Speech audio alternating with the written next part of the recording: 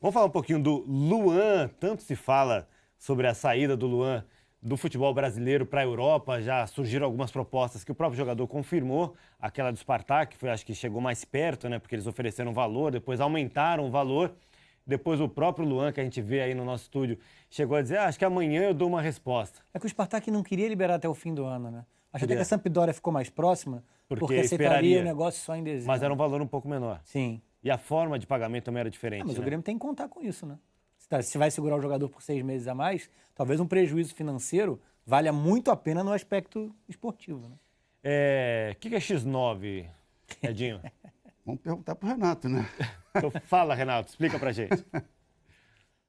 Agora, essa novela, ela tá chata justamente pela língua desse chato, entendeu? Que tem a língua maior que o corpo. Quando morrer, um caixão pro corpo e outro pra língua, porque não consegue calar a boca, entendeu? Tá chato nesse sentido aí, muito chato. A quem vocês devem saber, quem passa as informações para vocês, esse é o chato do linguarudo. Quem passa as informações para vocês, o tal do X9. Esse, melhor do que ninguém, vocês podem falar quem é o cara. Renato, se tu tivesse que orientar o Luan, para onde você diria para ele ir com essas inúmeras sondagens que tem? Para Belo Horizonte. Ele vai estar com a gente. Quarta-feira ele vai estar com a gente em BH. Entendeu? Depois que a gente der uma... né? Aí é outra história, é outra novela. Mas quarta-feira ele vai estar no Mineirão, dentro das 4 linhas. Quarta-feira ele Luan e mais 10. Lá ele vai estar. Lá eu posso ter certeza que nem que eu leve ele algemado comigo. Mas ele vai estar em campo quarta-feira. Foi bem, mais uma vez o Renato na resposta, acertou. Bom, o X9 é o dedo duro, né? O cara que fala demais. E a falação do momento é o Atlético de Madrid, que é um time forte, aí claro, já é um outro nível. mas que não combina muito com o que é o estilo do Luan, né? Isso aí você já está entrando numa questão de tática da equipe. Isso, do Atlético de Madrid. Mas o Renato deixa claro Mas que é um ele time reconhece... numa liga importante e um time forte. Um time seria que briga. incrível para ele. Mas talvez ele sinta ainda mais para se adaptar nesse aspecto. Quem seria a dupla de ataque lá? Quem joga no setor é o Griezmann, né? Que tal? Não, time é espetacular. Mas cabe os dois ali. Cabe, só que a dinâmica do time é um pouco mais veloz do que o Luan entrega. O Torres vai pro banco. Será? Não, o Torres, não. Acho que o Luan ele tem uma dificuldade para jogar, se adequar a um time, porque ele não tem uma posição. Hoje você não pode definir qual é a posição do Luan. É um jogador que gosta de flutuar. E encontrou essa posição justamente flutuando, né? Ele não é aquela posição pela direita, quando se usa muito na Europa, e no Brasil estão se usando também pela esquerda. Não é aquele jogador de ligação. É o jogador que flutua. Pelas informações, Edinho, a grana que estão oferecendo para o Luan é muito parecida na Itália, na Espanha e na Rússia. E aí tem essa questão do prazo, no final do ano ou no meio do ano que vem, que é sempre interessante chegar no início da temporada, né, que é o meio do ano, é o início da temporada na Europa. Se você fosse o Luan, você escolheria? É o projeto, tem que ver o que ele entende, o que ele quer do projeto de vida dele, né? O mais importante é a liga, é você jogar o campeonato espanhol ou italiano, ou é o time encaixar, como foi a primeira coisa que o Rafa pensou, foi no encaixe dele dentro do time?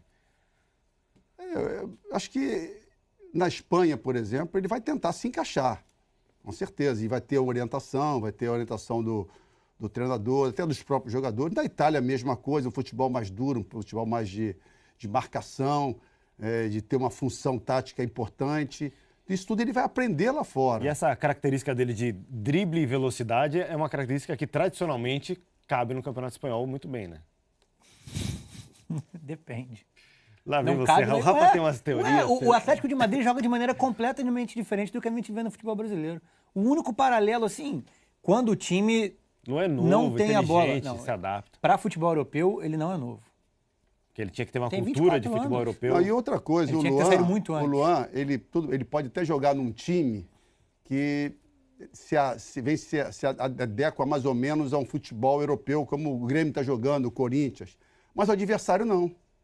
Ou seja, ele vai jogar num time onde o adversário faz uma compactação, uma marcação, e ele vai ter essa dificuldade de jogar nesse espaço, que não vai ter inicialmente. Então ele vai ter que se adaptar. Existe tudo uma adaptação. Vai depender muito da vontade do jogador. Onde é que você vê o Luan, Rafa?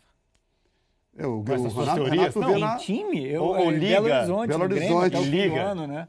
Não, ele cabe. Só que a adaptação dele pode ser complicada. Acho até que o Atlético de Madrid tem buscado Na última temporada já aconteceu isso e deve estar pensando nisso para a próxima, em ficar um pouco mais com a bola e ser uma equipe também com uma dinâmica ofensiva mais de posicionamento, enfim, não só de transição. Mas nas janelas, às vezes, por conta dessas transferências, o time muda muito de característica, né?